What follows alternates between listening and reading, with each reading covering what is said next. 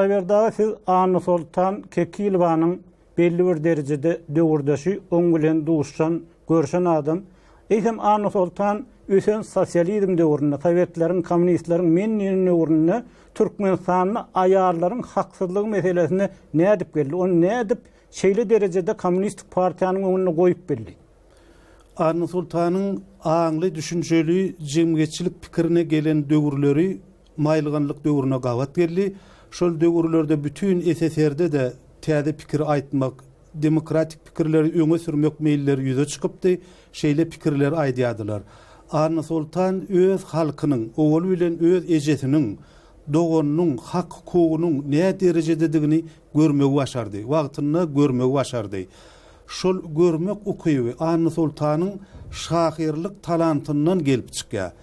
Anna Sultan yerlerde göz üçin goýulýan ýa-da göz üçin ýokary çekilýän aýallary gördü. Meselem Türkmenistanyň ýokary sowetine ýagny parlamentine 15 tane aýal maşgalany deputat etmeli. Olardan 5 tanysy 30-40 ýaş aralygyna, 5 tanysy 50 ýaşa çenli.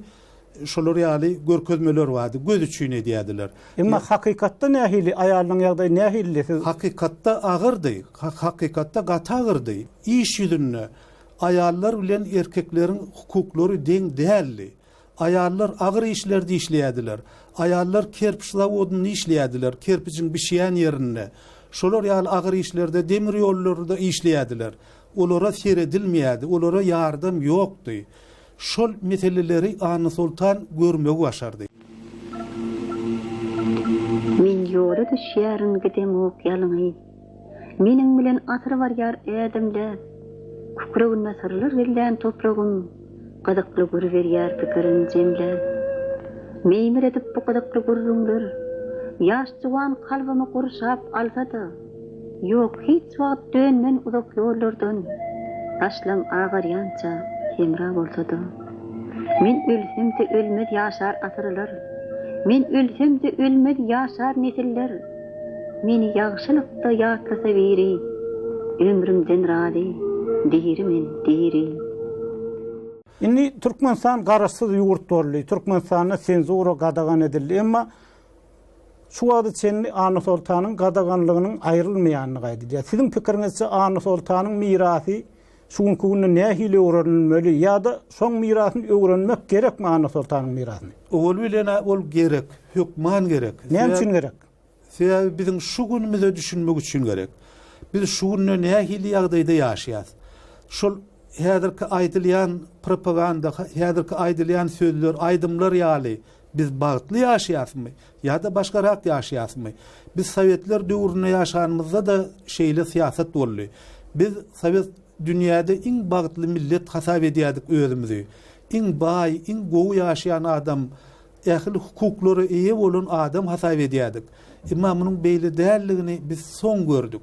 Hatta şoňa düşünmegiň özüm gaty kıyın. Bizde meselem garaşsyzlyk boldy. Ýöne intelligensiýa, öňde barjy toporlar wagty bilen garaşsyzlygy kabul edip bilmediler. Sebäbi olar Sowet adamlarydy. Sowet pikirleri bilen pikirlenýärdiler. Sowet döwrüne alan bilimleri bilen ýaşaýardylar. Şol inersiýa ýagny, şol hereket bilen gidýärdiler. Emma döwrüň özgerenligini, döwrüň başgaçadygyny adamlara düşündirmek üçin şol zatlar gerek. Anna Sultan eger ikrar edilse, Anna Sultanyň göresi ikrar edilse, hukuk goraýjy hökmüne, şahir hökmüne göresi ikrar edilse, bu Türkmenistanyň halkara awraýyny, Türkmenistanyň halkyna gowy bolarmy ýa erbet bolar? Gowy bolar, gurrunsyz gowy bolar. Sebäbi iň progressiv ýol, iň oňat ýol şol demokratik ýol. Ondan alimlaryň, filosoflaryň aýtmagyna görä demokratiýanyň özem beýle bir kämil däl. Ýöne şuňa gelmeklik hukman zerur. Hudaýberdi harly studiýamyza gelip beren gurruňyz aýdan pikirleriňiz üçin köp sag bolun. Sizem sag bolun.